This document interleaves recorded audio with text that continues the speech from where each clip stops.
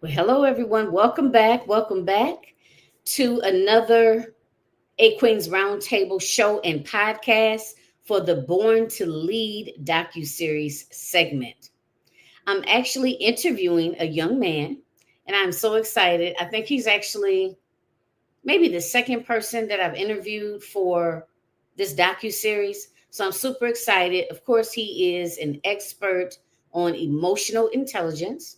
So we're going to gear our conversation towards that. But I'm just super excited to have him here. I'm going to bring him in momentarily. Prior to, what shall I say? Prior to that, let me just go over some particulars. So the show streams every Sunday at 3 p.m. Eastern Standard Time. You can find us on the Realizing Your Potential television network, which is streaming on Roku, Amazon Fire, Apple TV.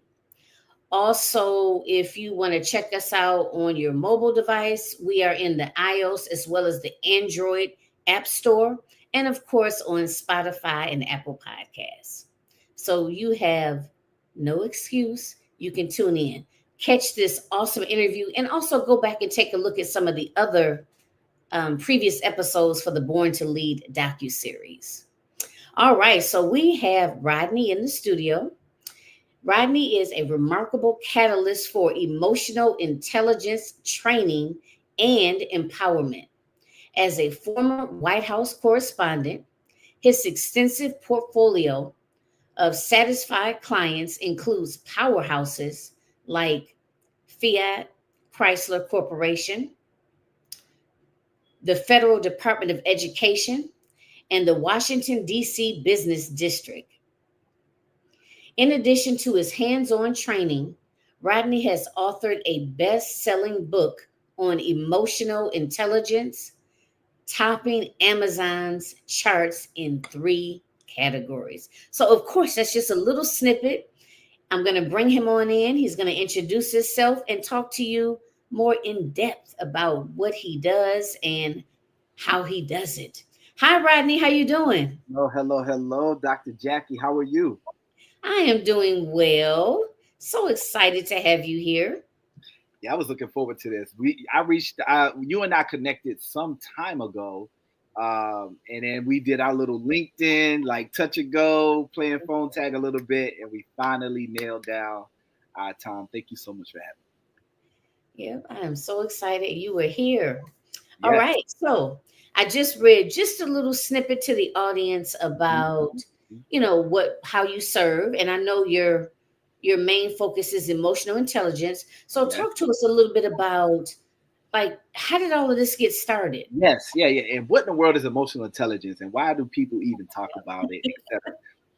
Emotional intelligence, in a nutshell, is better me, better we, better us.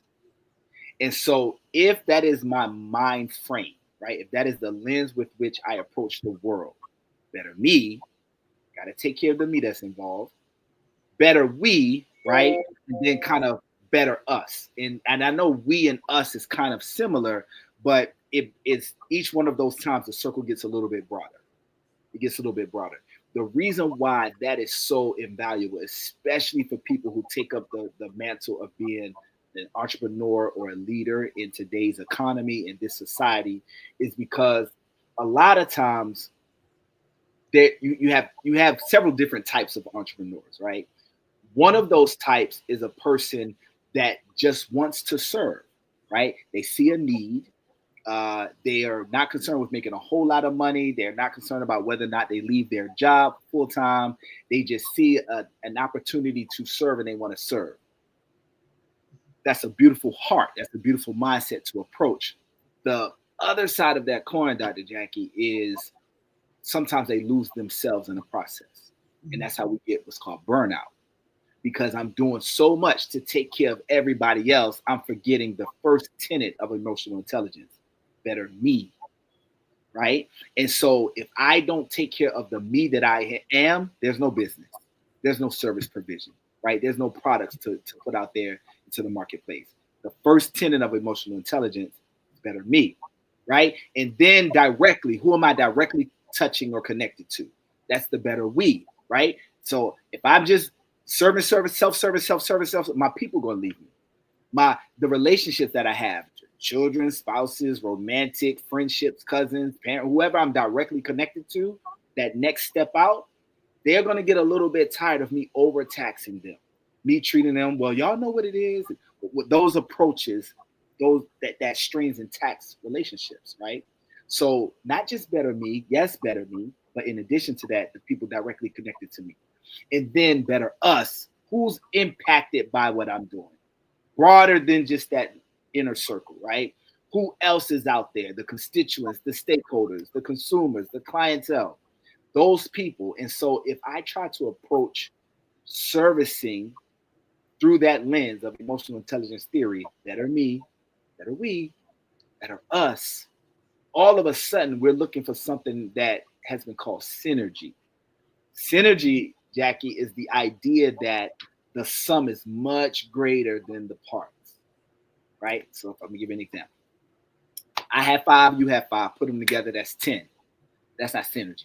That's just regular. Synergy is when your 5 and my 5 all of a sudden becomes 25 due to the multiplying effect, right?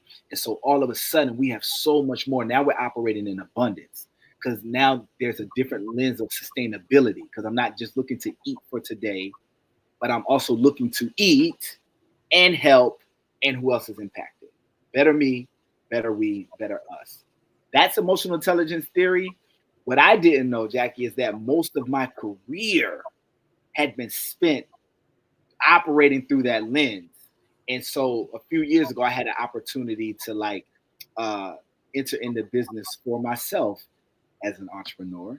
And so one of the things that I was being called to do was, how do you do what we've seen you do? What is your approach? What's your secret recipe? Just like you bake a cake and everybody want to eat it. And it's like, well, what? And so then I had to sit down, Dr. Jackie, and think, like, what is my approach? Like, what is my formula? Like, how do I capture this? And so instead of just winging it or existing, I began to put it into a codex. I began to write out tenets and principles and kind of organizing it, outlining it, mapping it out. That turned into the books that I've written. Those books opened doors for me to do it across the country. I have been able to operate in this lens of helping leaders within their organizations, whether it's small, whether it's college, university, whether it's nonprofit, even federal agencies. How do they help their people through the lens of emotional intelligence theory? Wow. So how long have you been in business? All of my starts and stops. Because you know how we are. You know us. We got LLCs that don't exist no more, that we registered and filed, that we let close. And I have been an entrepreneur actually most of my professional career. I haven't been a full-time entrepreneur most of my professional career. When I say a few years ago, I was able to start it full-time. What I meant by that is, so my company is called Pinnacle Advisory Services. Pinnacle Advisory Services is about 7 years old, and how we got to there is not just me. I have a couple partners within the company that we work with. We took those bumps and bruises, and we took those tax filings that we did or didn't do on time, and we did all of our how do we get our products out there, and the losses and the learns and the gains and experiences, and we figured out that we were a team and what did we provide. So Pinnacle Advisory Services provides consulting to companies and organizations, ultimately helping them with productivity. Can we sell more? Can we make more? Can we have more? Right? Because if we're not affecting that, then what are we really talking about? And so Pinnacle has developed a niche and a secret sauce to be able to make that work.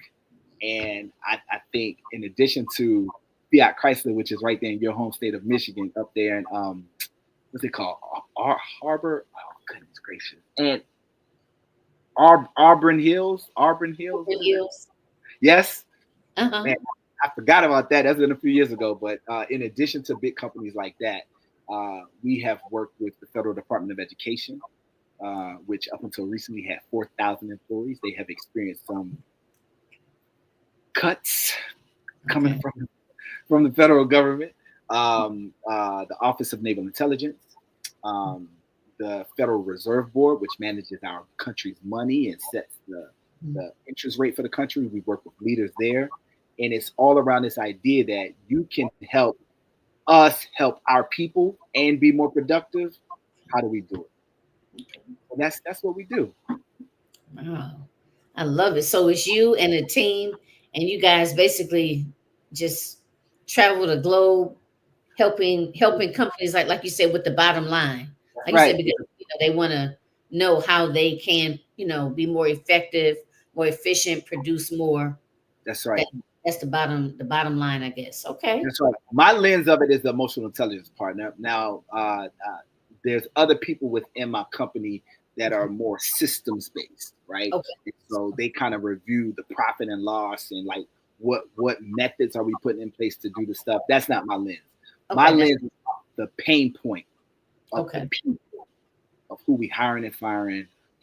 What are my customers doing? We got complaints. I don't know why it's not working. I, as the leader, am stressed out. I think I want to fire everybody. It's just me. I don't know how to keep doing all of this stuff when it's just me. I don't know how to grow. That's interpersonal stuff. And I can speak to that pain point from my professional experience. Okay. So how did you become an expert in that realm? Like, does that come from like personal experience, or was it just something that you were interested in? So you kind of dove in and, took it all in and began to learn how to teach it to others? So I would have to say yes. You asked me two different things. You said, right? And I say, I'm going to say yes to all of it. Okay. I became a student of this, Dr. Jackie, because when people call us to do the same type of things, right? And it's different people within different circles. They're not even connected to each other, but they're consistently calling on us to be that listening ear, to write the business plan, to, if you sell it, if you say you're selling it, or if you invite the people, whatever those things are, right? Across categories. When people start telling us who we are, it's important that we begin to listen, right? And then if what they want from us doesn't exactly fit for us, it doesn't mean we throw it away. Like, I don't want that, because all those people ain't crazy unless we surround ourselves with some crazy folks. And then that speaks to our own, right, our selection process. But if all those people are probably not missing it, it's something there. So I begin to pay attention to the something that was there. I'm gonna give you an example. Years ago, my wife bought me a grill, and I used to grill. It was right on my back porch. I used to grill like every 3-4 days. I was back on the grill, not just holiday, Memorial Day. Every 3-4 days, I was back on the grill. We had a bunch of small kids back then. I was grilling all the time. I used to season like this. I don't know how much that is. I don't know what was in my hand. I did know what was in my hands. But I felt it. Okay. And people coming over, and they was like, well, how you make that chicken? Like, what do you do? And then I would have different meats on the grill, and they would be like, how do you know to take it off? Like, oh, it's time to do the thighs. It's time to do the wings. I wasn't using a timer. Well, because they kept asking me, and they were coming over, eating up all my food. What I began to do, Dr. Jackie, was how do I know that it's time to flip the thighs, for example, versus how do I know? What cue? What am I paying attention to subconsciously? Because some of us are geniuses, right? And we're in our zone of genius, but we've never codified it. We've never sat down to really realize, and thus we have limited impact, right? It's kind of like a hit or miss thing where if we really sat down as entrepreneurs, right, and did the homework of what about this is working? Why do I like this? Why are people coming to me for this? That's what I did. I started really I keep getting the same kind of questions. Can you come in and help me with my people? The biggest example, Dr. J, and I know I'm just talking your head off. Please don't let me overstay my welcome in your beautiful house. One of the biggest times that I saw this and it made me pay attention, there's a major charter school here in Baltimore. They had a movie done about them called STEP several years ago. It is a leadership school for young women. The executive director called me and she said, can we meet? We picked a Tuesday. I came in. Dr. Jackie, this wonderful individual said, Rodney, over the course of last year to this year, there's been some major changes. I let half of the staff go. So I brought in brand new replacements in a very short amount of time. The school had been in this building and they all went in the front door and the 6th grade was here, 7th grade. She said, I flipped the whole building around. So grade that was here is now there and the library is over here. And so it was completely different, a completely different flow, brand new people that didn't know the culture, backstory, and history, and current people who didn't know why the other people got chopped. And they also didn't know why, if they were at risk. She said, we're not cohesive anymore. People are uncertain. She's like, can you fix it? What? What in the world? What? She said that you posted something that you were in a car accident and you walked out of the car accident and the car was all beat up. She said, when I saw that and I saw what you wrote, I was like, he can help do this. Now, Dr. Jackie, what? Let me ask you, you're an expert. What in the world about posting about a car accident and a crushed up picture says that this person can help here? But when people start reflecting to us over and over again, okay, right? When they see us in ways that, because if you think about it, we can't see our face. Me and you can see our face now because we got this wonderful technology. But when we're in a dining room, when we're driving, we can't see our face. We don't know what we look like. We need a mirror. We need something to reflect back to us. This is who you are. This is how you know how tall or short you are, because of reflection back, because of being around others. As entrepreneurs, once we start doing that, we get to hone in on our zone of genius. And when people started asking me the same thing, how do you fix my people? I started becoming a student. And I started going to seminars and I started reading books. And then I realized after a while, I had my own recipe. I had my own formula. That's what opened it up. I love it. Okay. So let's segue. Let's take a, kind of take our little jump. Talking a little bit more about leadership. Yeah. So let me pose this to you. So I know you've done some work on the federal level around emotional intelligence and leadership. Okay, yes. So emotional intelligence is your secret. That's your sweet spot. Yeah. And we hear about leadership, right? We're talking. Women are tuning in that want to learn how to fine tune their leadership skills. So yes. I'm gonna pass the baton to you. Yes. Talk to us about that leadership and emotional intelligence. Yes. So fine tuning our leadership skills. But first of all, Dr. Jackie, one of the things that became apparent to me, and I actually learned this first through John Maxwell. So John Maxwell, renowned leadership expert, right? He has a book called The 21 Laws of Leadership. I do not recall our 21 laws, but I remember one of them that stood out to me. Okay. And he said, our people's ability to grow is capped at our current level of leadership. Our peak women. Say that. Okay, say it one more time. So our people, and the reason why I didn't say staff or employees, because that's anybody connected to us. Okay. Anybody that we want to become better, different and better. I need you to grow. I need you to get it. Okay. Anybody in our life that we have that desire for, Okay. their ability to do that through us, with us, is capped where we are. Okay. Okay. So if I'm not growing, if I'm not becoming different and better, if I'm not stretching and challenging, my people, it's a lid on it.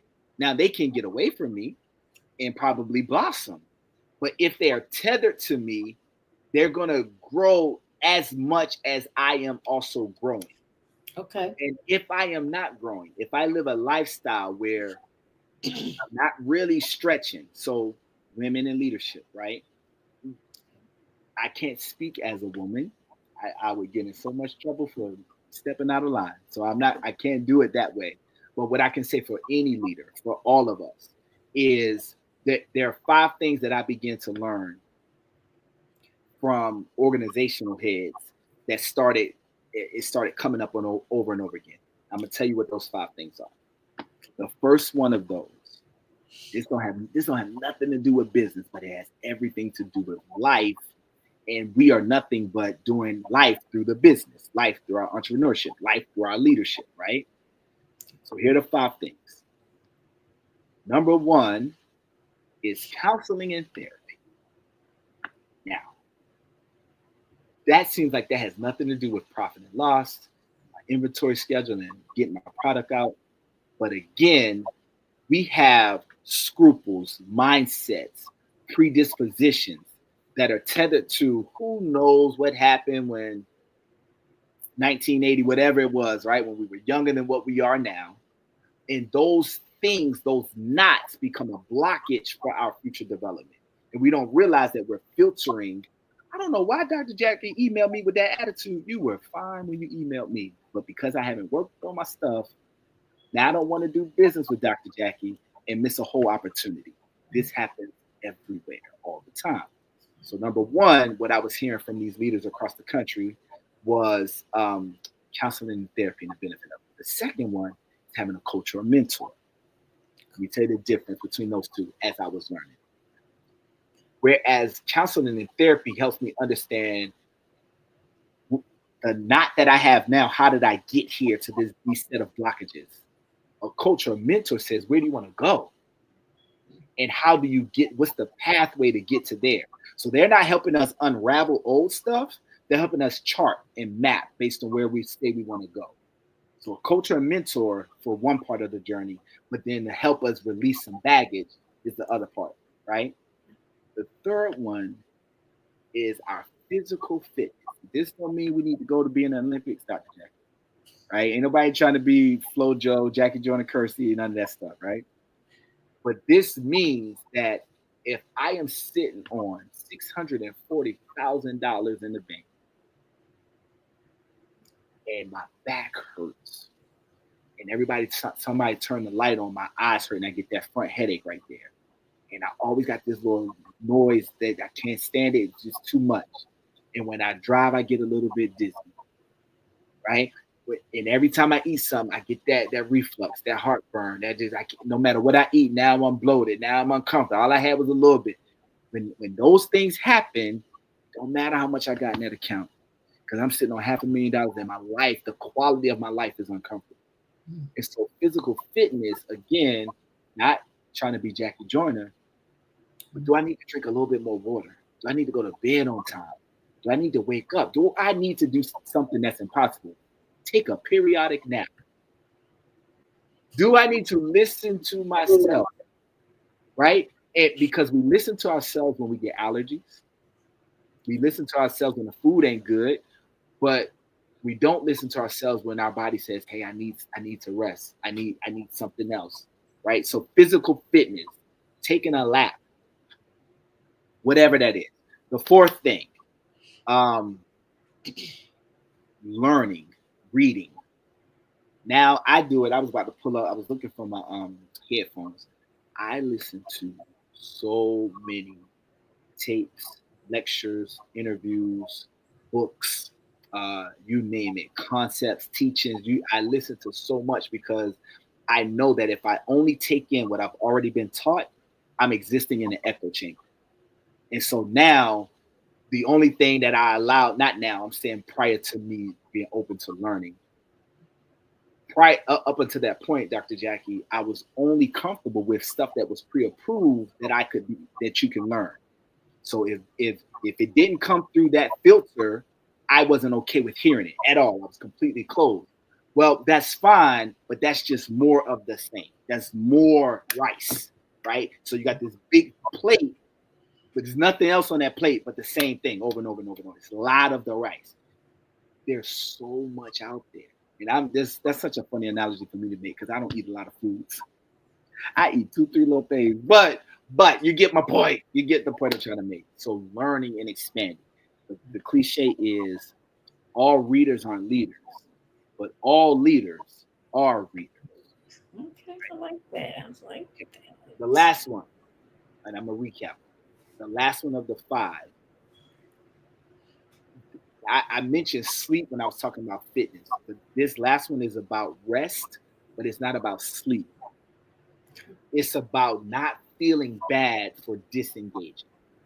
It's about giving myself the ability to relax. Why this is important for entrepreneurs is because metabolically, our bodies during times of rest and repose, not just sleep, right? It's a different set, but during rest, there's different systems that kick in. When we're just being calm, those systems don't always kick in when we're being calm, but scrolling phone, scrolling. Because mentally, our brain is still engaged. So even though physically we're not engaged, mentally we're still on. That's why people with desk jobs can be just as tired as people that work outside, because we're still engaged. We're still burning the engine. Rest says, I got time at my job. I'm going to use it. It's not a fringe benefit. It's not something that I shouldn't touch behind the wall. It's a part of the employment package that I signed with HR. I can do this and I can have fun. I don't have to wild out. I don't got to become a party animal, but I can allow myself to walk in the grass. I can allow myself to have a picnic. I can allow myself to have a slow morning. Those things prevent us as entrepreneurs from scaling. It prevents us from putting our products out. And so it's really, really important. So to recap, I'm going to go backwards. Okay. Rest and relaxation for the entrepreneur. Giving myself permission that that's okay. It's tough for some. Learning, reading, expanding, right? So that I can be better. Physical fitness, even if that looks like just more water, it's a great place to start. Having a coach or a mentor to help me map out where I'm trying to get to, having a goal, and then therapy or counseling to help me unpack the baggage. As I sat with leaders across the country, those 5 things came up over and over and over again. And it went into one of my books as the approach that I think is good for all entrepreneurs trying to scale them. I love it. You know, I'm actually a social worker, so I'm a licensed clinical therapist. So when you mentioned that first one, I was like, yes, because I was like, so many people don't really think about that. You know, It's like as we go along, we collect so much baggage. Yes. And like you said, that impacts the way we view the world. Yes. And if it impacts us, it's going to impact us in our relationships with our intimate partners, with our children, our family members, and of course in our business and how we show up, how we interact with others, and how we show up. Right. You know, so you know, I just thought it was so I just love that it was on the list. And I know you didn't say in any particular order, but I thought that was perfect when you first mentioned it. And number 1.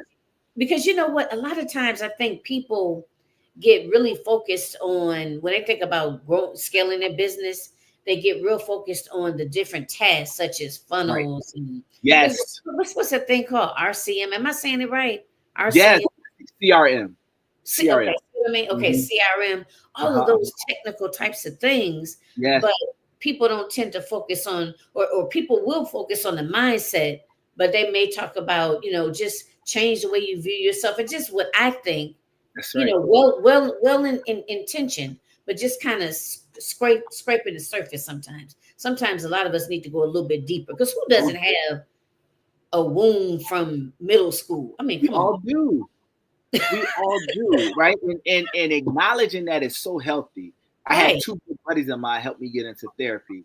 I'm a big proponent of it. I'm in counseling myself. I didn't start going to counseling embarrassingly until about 6 years ago, but Okay. I've been in it for about 6 years. And my therapist, let me just make myself embarrassed for a second. Tell your listeners, don't judge me, Dr. J. My therapist, at first, I was not happy with him Okay. because I wanted him to give me profound insights. And I wanted him to give me all of these tips and worksheets and tools and all of this stuff. Mm-hmm. And what he did with me, he was like, you do it. He was like, you unpack it. And so I don't know what his approach is for his other clients. What I learned, Dr. Jack, is that with me, he was like, you do a lot of this stuff. You're in this world. You do a lot of studying. Let's put it to implement it. So he would ask these leading questions, like, tell me about that. And then he would remind me, you said this at one point, and then you said this thing. What do you think the relationship between those? And I began to see insights into myself that had been there the whole time, not because he dropped a profound nugget on me, but because he facilitated my growth. Sometimes counseling and therapy for us as entrepreneurs, that facilitation of our growth will keep us from losing the opportunity. Earl Nightingale wrote a great book, and in his book, he says, if you get $1 million, you best become a millionaire, or you won't get to keep it. Right. And I love that because what I took that as, Dr. Jackie, is getting $1 million doesn't make you a millionaire. It puts some money in your account, but a millionaire is a mindset. Right. A millionaire is a way of life. It's a way of approaching. So I better become this, or that dollar amount is going to dwindle down back to my comfort level. It's going to level right back down to me having 32,000 or whatever, right. whatever it is, right? Right. I'm sorry. That's hilarious. You are so right about that. Yes, yes, yes. Wow. It was something else I wanted to say, and see, it just slipped my mind. And I know you may not know about this, but some of the other women, middle-aged women out there, I know you all know exactly what I'm talking about. That menopause brain fog. I'm telling you, it was right there on the tip of my tongue. Now it's like it's gone. Was So it about therapy? Was it about counseling? uh it was something about therapy. Okay. And it was something I guess I wanted to say about him having you unpack it. Yes. How like initially you probably was like, well, why you got me, and I'm just paraphrasing, just Yeah. that you were probably like, why you got me doing all this work? Yes. I came here to get, I So wanted to be the client. He got me under the hood, working on my own engine. I wanted to sit back and there was a wisdom to it. I mean, he's a professional though. Yeah. You are a professional. I didn't know that you were a licensed therapist and a social worker. Them letters come with some stuff that you got behind your name. Like that's not fly by night stuff. That comes with some heartache, some headache. That comes with clients not showing up. That comes with clients not following through. That comes with passing some tests and some recertification.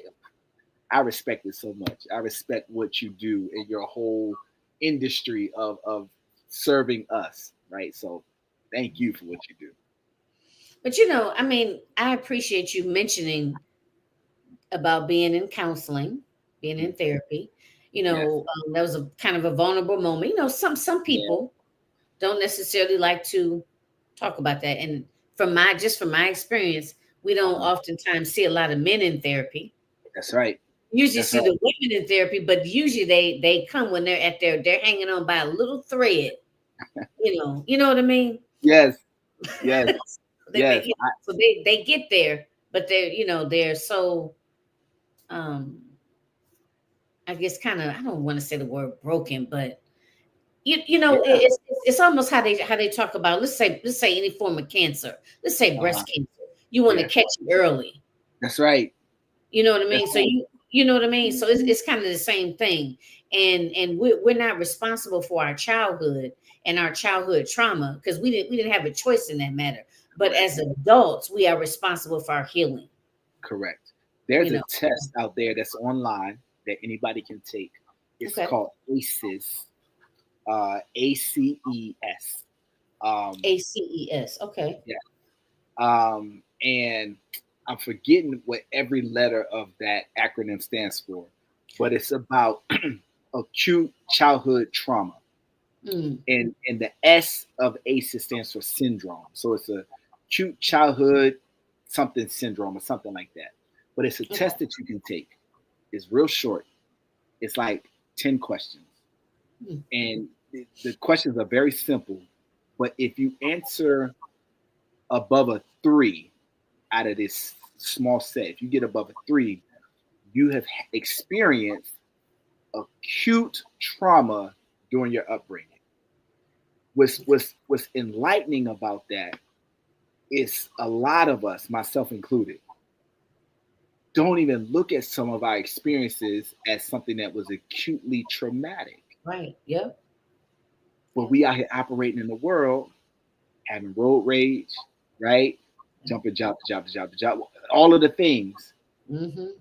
because we never realized I got some thorns, some impacts, some scars, some bruises, some damages that came from childhood that in a normal, healthy environment probably would have never happened. Yeah. And I had a loving family and it wasn't even that bad, but that gave me acute trauma. And that might be the thing that stopped me from growing as an entrepreneur. You want to know something I didn't know about myself? I didn't know how much of the way I approached the world, this is also a vulnerable moment for me, was directly tied to poverty mindset. Okay. I didn't even know what poverty mindset was. I had heard it here and there, just like you hear terms Roth IRA. I fully still don't know what Roth IRA is, to be honest with you. That's me being embarrassed again, right? But you hear all of these terms that just float around out there in the ether sphere. And poverty mindset was one of them. When I started studying, I told you out of my 5, one of them is exposing yourself to different lines of thinking. I started becoming financially informed. And I learned about poverty mindset. And what I realized is there are certain frameworks that each of us have that color our belief system. And so if you and I, Dr. Jackie, are at Panera Bread, right? And we see a person run. They run and they go right past the building and they go out of sight.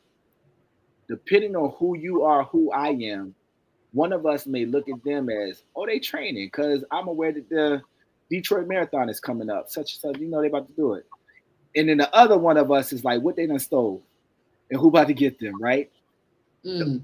Those Okay. are the I didn't realize you was going there. I was thinking something else. What were you thinking? So, see, Typically, and you see a lot of these memes on, Facebook or whatever, but it's true that a lot of times, people of color, we see somebody running, we don't even ask no questions. We just take off. Time to go. Running, something going on. Look, then we get down and be like, what we running for? Figure that part out later. It don't matter. Listen. It's one thing to see them running. If you notice, yeah, I said over there. Because right. if they ran from where we was at, right. Come on. This is me grabbing you. We out of there. We gotta go. We'll figure it out later. We gotta get up. Like if they running, she running. Yeah, I feel you. That was funny. But so anyway, the acute childhood trauma colors our lives, and we don't know it. So your leaders, your entrepreneurs, your women of your roundtable, you can do a search for this test. It's called ACES. It's free. It's not my test. It's not my assessment. But you can take it, and then it'll give you an indicator of where you sit on that scale. Okay. Some of the stuff you may know, some of the stuff you may not know. Okay. But the value of it is not, it's like a credit score. The value of it is not simply seeing your score. Right. It's about, okay, now that I'm informed, now that I have this report, what do I choose to do with it? Okay. Do I choose to reach out to the round table? Do I choose to get further connected and get some help? Or Right. do I'm like, that's good and keep my poverty mindset? Right. That was my work. That was my growth. Okay. Well, this has been great. We are, getting ready to wrap it up now. Uh-huh, uh-huh. So, in closing, Yes. is there, or what do you want to leave the audience with in closing? And if you could also share maybe, where they can grab your book, maybe give them your website or both, give them your Absolutely. social media handles, things of that nature, please. Absolutely. So everything about me online is rodneycburris.com, info at rodneycburris.com, TikTok, all of the stuff, Facebook, LinkedIn, Twitter, you name it. So that's the best way to get in touch with me. My book is on Amazon. Excuse me. The book about emotional intelligence and growing as entrepreneurs is called Get Off the Cycle and Run. Wait a minute, So get off the cycle and run. okay. So Okay. it's about breaking cycles and making progress. Get off Okay. the cycle and run. So that's on Amazon under Rodney C. Burris as well. What I would say is this right here. My favorite quote, and I'm going to be done with this. Opportunities of a lifetime must be seized within the lifetime of that opportunity. Okay. So if I feel the nudge to grow or to stretch out or to do something, if that nudge is there, that window of opportunity is not going to be there forever.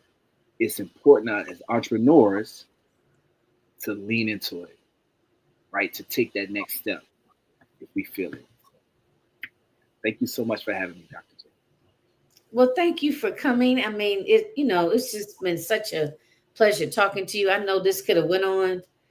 There were a lot of areas we could have just grab a hold and just kept talking about it. So maybe we'll have a part two at some point. That sounds But great. this has been wonderful. I mean, I think this has been very informative, and I'm pretty sure that the individuals that will catch this episode will get a lot out of it. I have wrote down that ACEs. I'm gonna look that up, Yes, Google that when a little bit later on, and check that out. So thank you for mentioning that, and it's just been a pleasure. Good connecting with you again. good connecting with you too. I'm gonna take a quick picture of us real quick. Can I do that? Yep. Let me smile. Smile big. Okay. Awesome. All right. Thank you so much, Dr. J. Have a great All right. Well, you take care, Rodney. And day. everyone, thank you so much for joining us. And until next time, be safe.